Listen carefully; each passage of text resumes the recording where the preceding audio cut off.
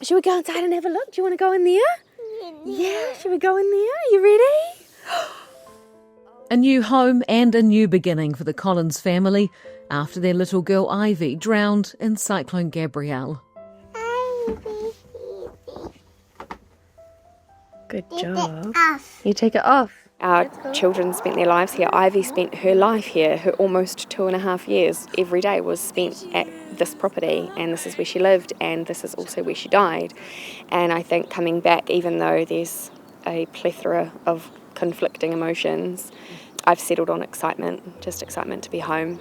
And it's been a really long 2.5 years, and I think once we are home, that's when our true healing will begin. How hard has it been to come to that decision that you do want to live here again? I've always wanted to come back on the proviso we could make it safe. I mean, Ivy's here. Yeah. This is where we consider home, you know. This is our beach. This is our land. That's our elm tree, you know. We made our memories. We made our children on this land. In February 2023, the family were among hundreds of Hawke's Bay residents forced to flee for their lives during the cyclone because authorities failed to evacuate them in time. Their Eskdale home was filled with mud and ruined beyond repair. Since that tragic night, they've been renting a house over an hour away. But Mitre 10 has just built them a brand new home for free. Oh. Do you feel like king of the castle? Whenever I come into this house, I always compare it to our old house, which was drastically different. But I get a proper full laundry, which absolutely blows my mind. And there's storage everywhere, which our old house just simply did not have. It's huge. It's the biggest gift anybody ever could have thought to give our family. It feels like a fresh start. It feels like both a fresh start and going home. You know, in my ideal world, everybody that was affected would receive the same generosity, the same gift to return to their home and know that they're safe. I don't have the power to do that, unfortunately. We do have the power to say yes, please, and thank you to this for our family and for our future. But ultimately, why have we got this? We got this because we lost our daughter. Because we worked so goddamn hard from day one to get to where we were. And then to have it all taken from you overnight is the ultimate injustice, and everyone can see that for what it is, and everyone wants to fix it and make it better. Inside her new home for the first time, Ivy's older sister Imogen is choosing her room, and she has an idea for how to remember Ivy. I thought maybe I could hang a photo of my little sister on the wall. After the flood, the Collins neighbour and friend Louise Parsons rallied the community together to try and rebuild the house. We ended up getting everything donated, and I'd literally made the last phone call, and it was to Martin Roofing, and I said, would you donate a roof? And every person I talked to, these grown men, would cry and say, we'd absolutely love to.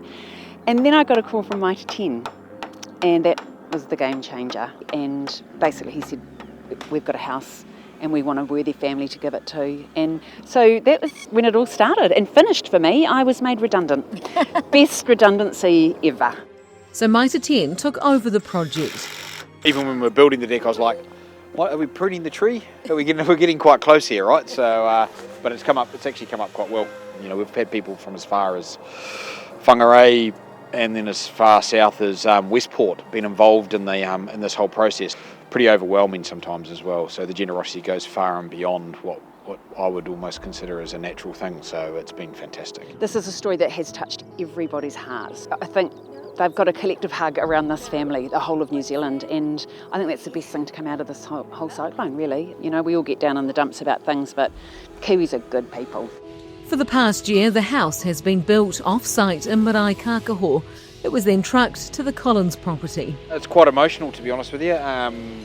The morning we moved the house was almost a surreal moment. You know, been so long in the process, and we often thought we were getting some momentum, and every time we got a setback, and it was kind of, will it ever happen?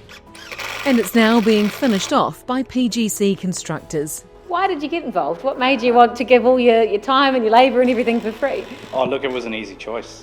There was no other answer than yes. So we're really proud to be involved in something like this. There's no better cause than this. Unlike the old house, this one is 1.8 metres off the ground. Certainly the highest single-storey house we've built. There's been a bit of head scratching, and the guys have done well to put it all together. But it's all been worth it. Do you feel worried about future floods? That's a tricky one. Not so much now with the mitigation that's going in, with the height, obviously, of the new build. Once your sense of safety has been completely destroyed, like, you go home at the end of the day and you close your door and you lock it, and inside those four walls you feel totally safe. It's your sanctuary. It is. It's your sanctuary, and then when that's been completely destroyed, it's very hard to get that feeling back. I think there'll always be that little bit of fear. To help ease that anxiety, which is often triggered in bad weather, the ceiling has extra insulation to dampen the sound of rain on the roof. One of the many things the Collins are grateful for. It's incredible. It doesn't really have, I guess, a way of putting it. It's dream made manifest. It's really sort of stoked our fires a little bit to see our flag slowly being raised back on our turf. And what's always in Ella and Jack's minds is why they've been given this house. What separates our story from everyone else's is Ivy. And the whole country lost out on Ivy, man. She was going to be big. I was so proud of her. You say the world missed out on Ivy. What was she like? She was so bright. She was so calm, stable. She just wanted to make everything better. She just wanted everyone to be happy. She was just the sun shone out of that child. Really did. And she was so headstrong and so driven, and she was just amazing. Truly, truly amazing. So empathetic, so caring, so smart. She was the light of our lives. She was our sunshine. Yeah, each of them are. And just, it'll be her 5th birthday on the 23rd of this month. She would have been 5, and I would have loved to meet 5-year-old Ivy, because I think she'd have a lot to say. I think she'd be very funny. And it's just her future was so bright, so bright. The world's a lot colder without her. It really is. Does it bring up more memories of Ivy, more sort of emotions, because this is where a lot of your memories are with her? Definitely. Of course, but Yeah. On the other side of that, it helps me feel closer to her. Yeah. And that's not really something I can quantify with speech, but it feels right.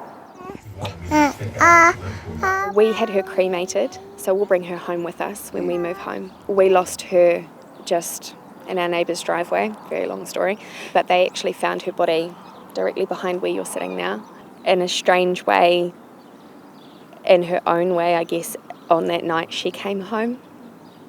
Jack's got plans for us to create a space there for her that might be a contemplative space or just a quiet space where we can go and sit, where our daughter Imogen can go and sit when she needs to and when she wants to feel close to her.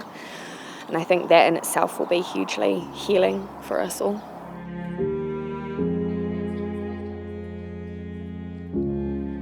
What are you most excited about coming home? My garden.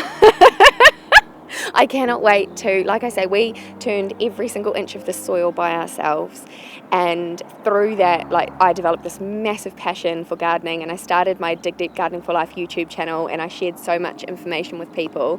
And when we come back, I want to do that again. I want to show everybody how we start from scratch, how we do it for free or as free as possible, which is one of my main things. And I just want to start propagating plants and gifting them. I can't wait to get my shed set back up as my workshop.